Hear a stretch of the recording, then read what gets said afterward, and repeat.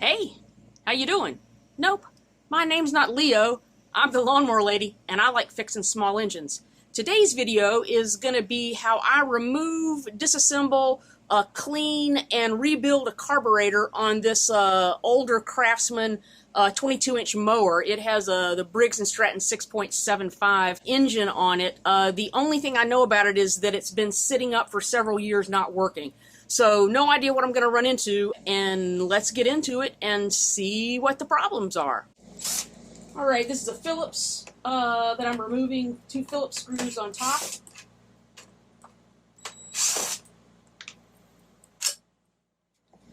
Oops, that cover's got to come off too. That sometimes will stay attached or not. Oh dear. Well, I see a problem right here. Let me take you in a little closer. This auto choke mechanism, the arm there, it's got a little fan blade thing that fits in there. That is no longer attached, and the bolt for it is actually stuck back here. This actually goes through here. It's kind of delicate, and this bolt hooks, screws into a boss on the carburetor, which is full of dirt, but it's still there. I will have to take off this shroud to make sure, because this is kind of delicate. This might be why this mower was parked in the first place, so we'll figure that out too. Okay, the airbox cover comes off with a, this is a 8mm or a 5/16. That's kind of dirty. We'll be cleaning that up. The air filter isn't too bad. It's been replaced recently. And then in order to remove the airbox, there are, same 8mm, there's 3 bolts that hold this in.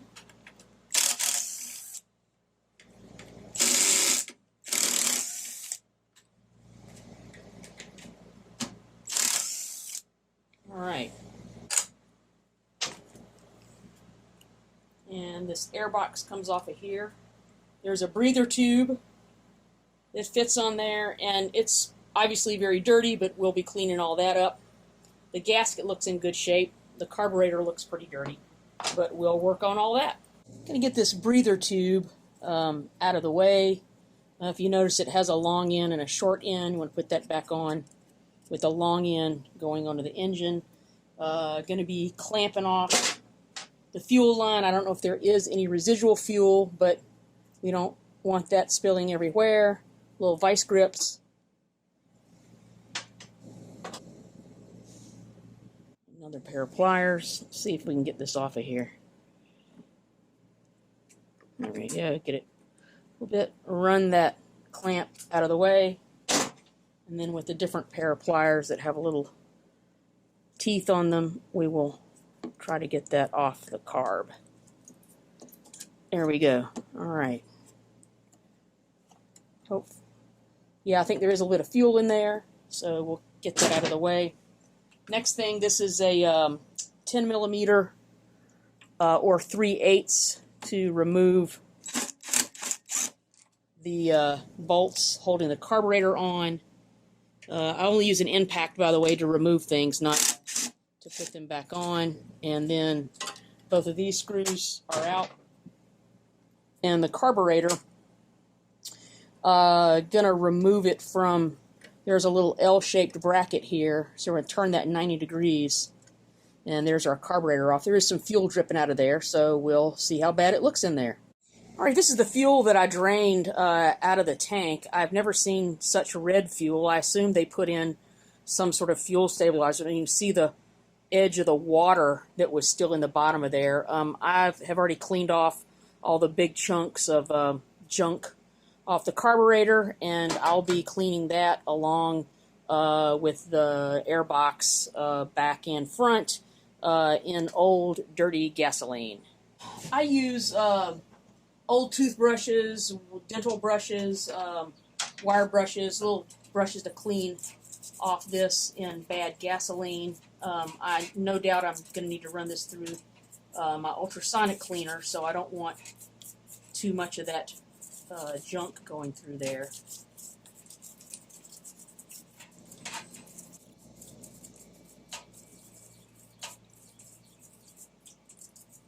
Okay, I have cleaned off all the dirt, and I've hit this with shop air. If you don't have shop air, you can just use a rag, but just want to get as much of the dirt off here as possible. On this carburetor, there are actually these, they've just sort of disintegrated completely. There's like these little foam donuts that go here to keep the dirt out of the carb. I'll be replacing those. In order to do that, you have to remove, this is the choke plate, and here is the throttle plate, and those just pull out with pliers. I'll show you how that works. But in order to get into this carburetor, this is a 13 millimeter or 1/2 inch socket. And I've already drained out as much fuel out of this carburetor as I could.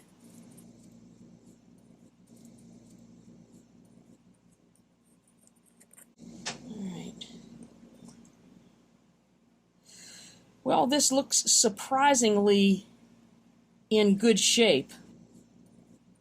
I'm still going to run it through the ultrasonic cleaner because it has been sitting for so long.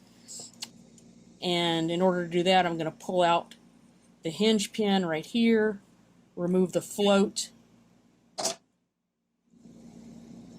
and the float needle. All right. And inside of here is the needle seat. It looks a little swollen up to me because of the ethanol fuel, so in order to replace that, I use, Tecumseh makes a tool here. Just reach in there with the crochet hook into that and dig that out. There we go. So here's the needle seat. It was actually pretty swollen, so it would have restricted the amount of fuel that came out of there, so we'll be replacing that. But we're going to run this through the ultrasonic cleaner, and then we'll replace all the parts here.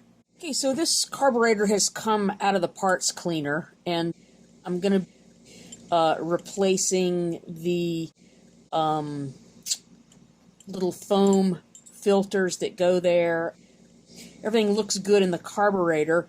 The only thing that bothers me is there is appears to be a missing Welch plug there. Regarding this Welch plug here, I've looked very carefully for any witness marks around the edge. There is a couple of scratches like there, but the point being is there's no other passages in there. Welch plugs are designed to cover up or seal up passages to limit the amount of air or fuel coming into a carburetor. But so since there's no other ports inside this hole, I will not be replacing this Welch plug. I realize everyone doesn't have an ultrasonic parts cleaner, but what you can do is with all the remaining parts, tip cleaners for welders work pretty well.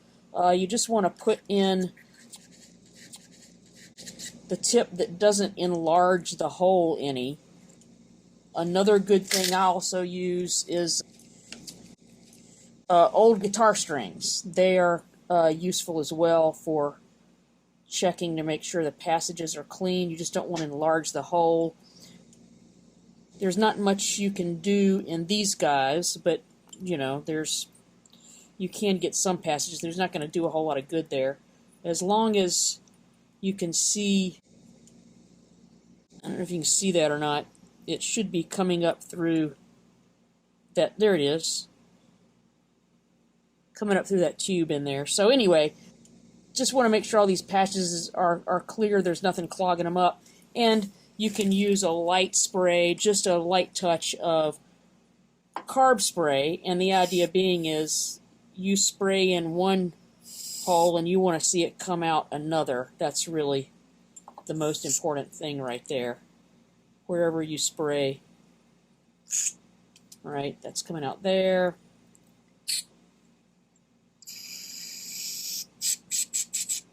It's coming out there.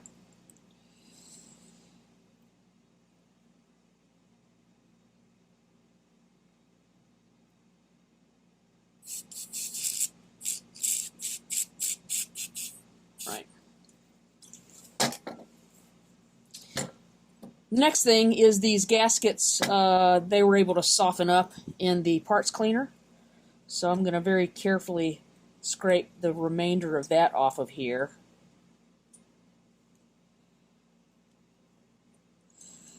trying not to gouge the surface.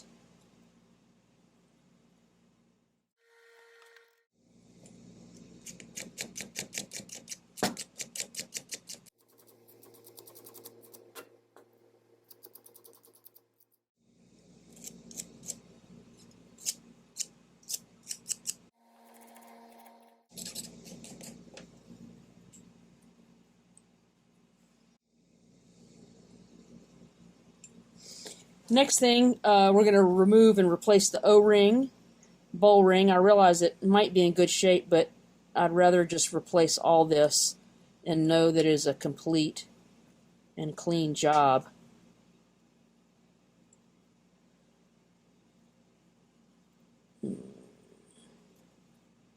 There is a little bit of oxidation around the border of that, and I can hit that usually with a little wire brush to get any oxidation off of there, because we want the new O-ring to seal properly.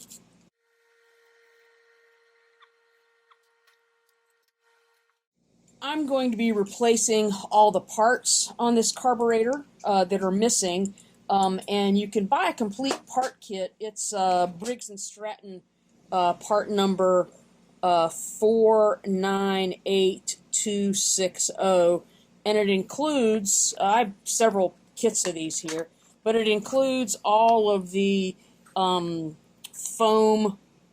little donuts on there, all the O-rings, all of the needles, needle seats, extra Welch plugs if necessary, extra bowl gaskets as needed. If you buy the kit, it should come with everything you need to replace multiple carburetors, so don't be concerned if you have extra parts like these springs and whatnot like that. They are not going to be needed for this particular carburetor. So in order to replace the gasket here, and I believe the one that fits on this one is going to be this larger foam gasket, one of those guys, and on the choke plate it's going to be one of these smaller ones right here, all right, thinner. And starting on the throttle plate side, grab the brass plate and just pull straight out. And if you notice, there is two indentations right there on one side and one spread apart on the other. You want to go in with the short one. Remember, we took it out this way. So I'm going to leave it just in that same orientation. Going to pull this pin out. We're going to put this gasket on here.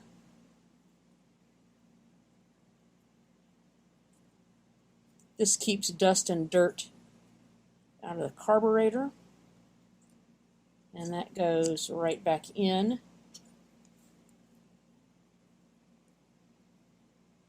And then our throttle plate, snap it straight in until it stops, and then make sure there are no obstructions. On the choke side, there is a screw to remove.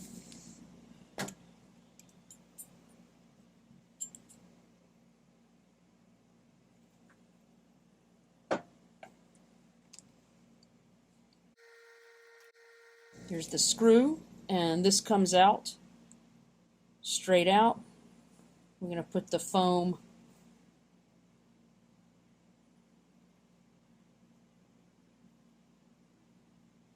seal, and there this goes right back in the way we had it.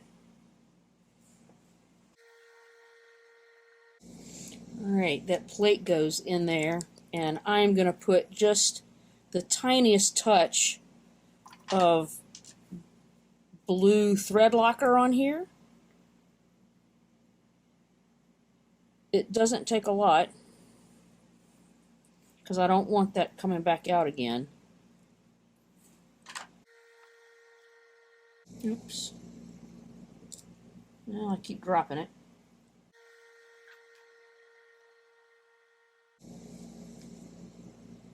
Alright, don't want to go too tight because that's brass, you'll just tear that up. Alright, so that is free.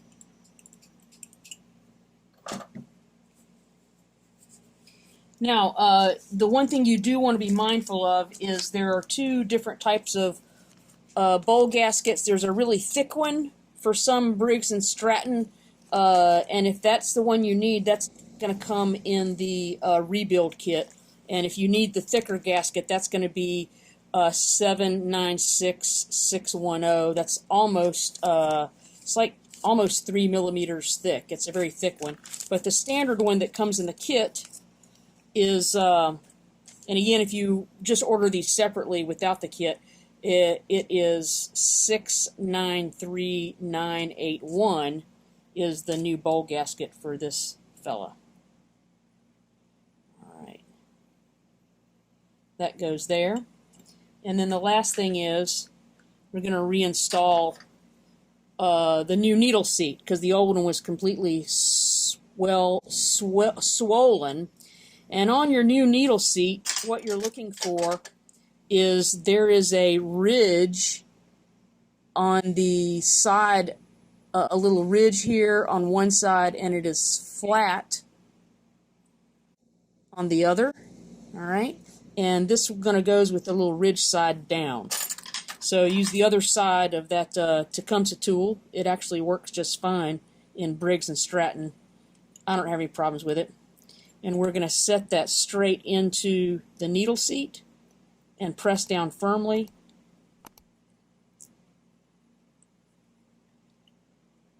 All right. And that looks like that's in place. Next thing is a new float needle. Check to make sure this one doesn't have any fluid in it.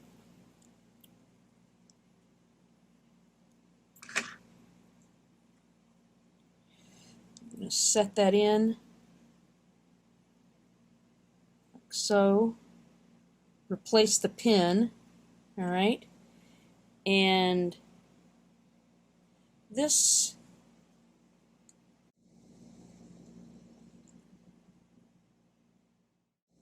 float is not making me happy right here.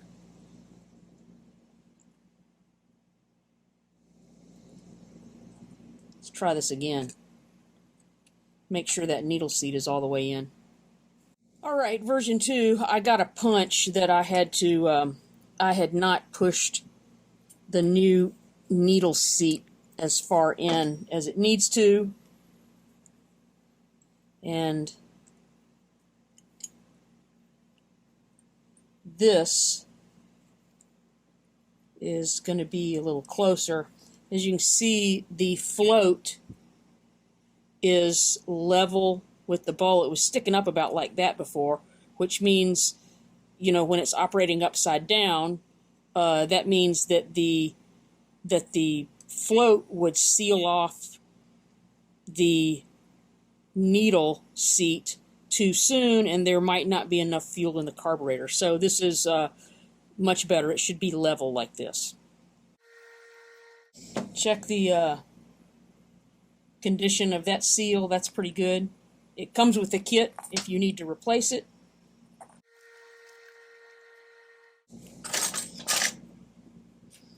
Right. And tighten that back down. Alright, so this carburetor has new seals both on the throttle plate and the governor spring. All right. They're moving freely, and we should be good to go on this. All right, so in order to reset this governor vane, we have to remove the recoil starter. That's 3. These are 8 millimeter or 5/16. These are shoulder bolts. Don't lose those. They're not something you can pick up at your hardware store. And the gas tank just tilts out of the way. Remove the shroud. There are two bolts. These are 10 millimeter or 3/8 right there, and then there are two more in the back.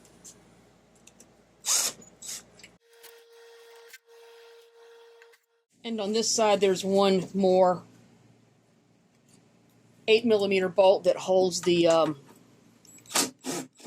oil filler tube in. That has to come out. The tube just pops right up, and you don't even need to take it all the way out. I just turn it the other way and get it out of the way. Then we can remove the recoil.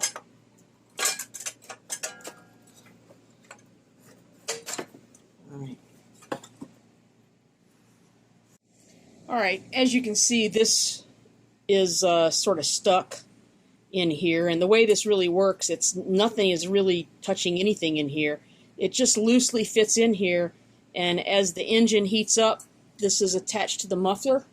This just moves and makes that pivot out of the way. There's no attachment between these two things here, so we'll make sure that is moving freely when we put this back together. Alright, there is an O-ring here that need to make sure is in good shape, and again, the new O-ring comes in that carb kit.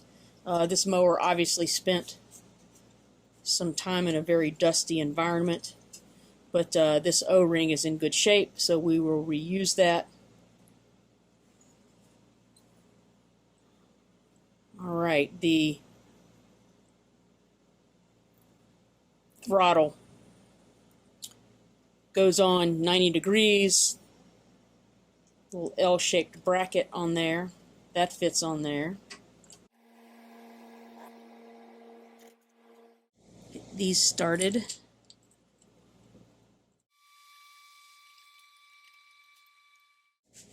Alright, this is a pretty thin wall socket, so again, I don't use impact tools to reinstall things. That's just asking for trouble. This is a 10 millimeter. And the choke bracket just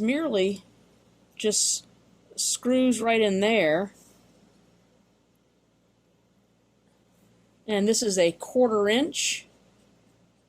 I initially thought this might have been stripped out, but it was not. And it might be that this is just in such a dusty environment that somebody tried to get in there and fix this and gave up when they couldn't make it happen. So as you can see, this arm just moves very freely. This just fits in. There's nothing touching. There is no permanent attachment there. This just swings back and forth, and as it heats up, because this is attached to the muffler, that will activate the auto choke mechanism. Alright, going to put the shroud back on. A couple of things you need to be mindful of is this front hole right here goes behind this bracket right here and in front of that boss, and then the other side, it has to fit this little air vane or baffle here. It needs to fit in there, so it's kind of fiddly, but you can do it. Just set it down very carefully so that it does not become so that is free and not binding.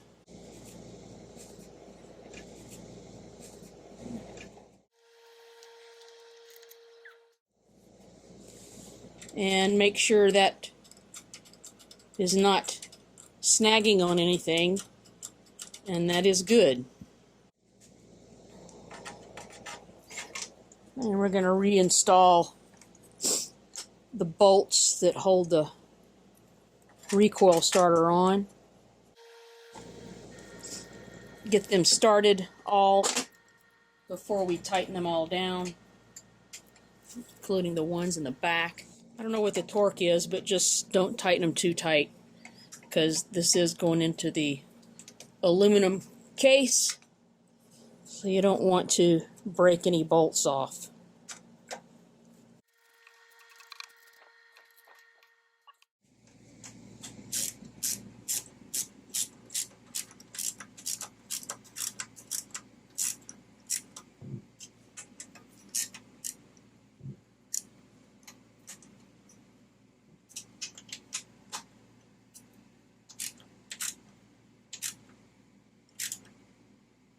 Next is the oil filler,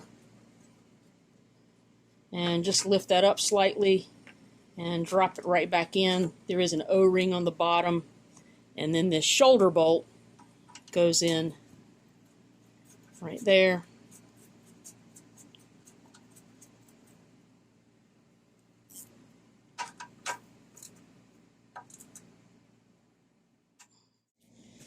Next is to put the fuel tank over, and again the 3 shoulder bolts.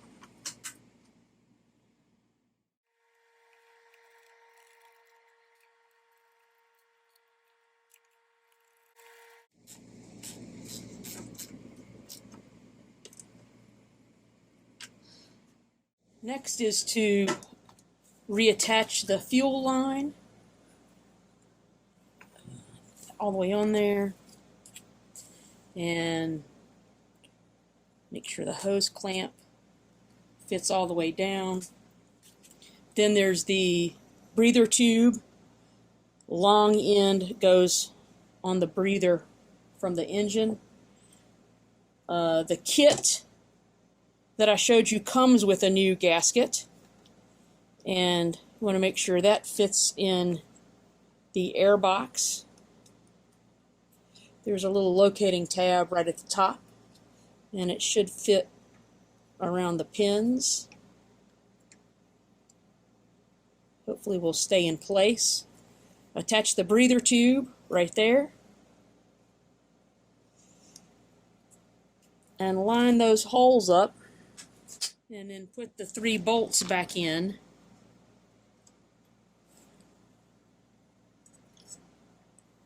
With that 8mm socket, or 5/16, either one.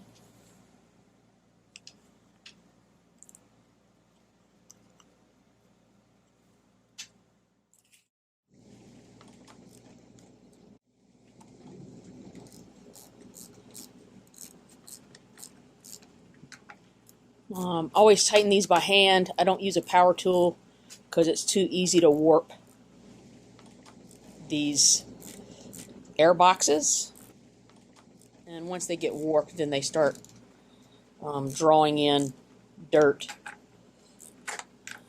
I don't know what the torque spec is, but just use common sense. It's going into an aluminum carburetor. I get those tight, and then I just snug down the air box. That's the one that'll warp it. Okay, I'm going to take this outside. Well, I'll need to wait for the rainstorm to pass, take it outside, fire it up, and make sure it's happy.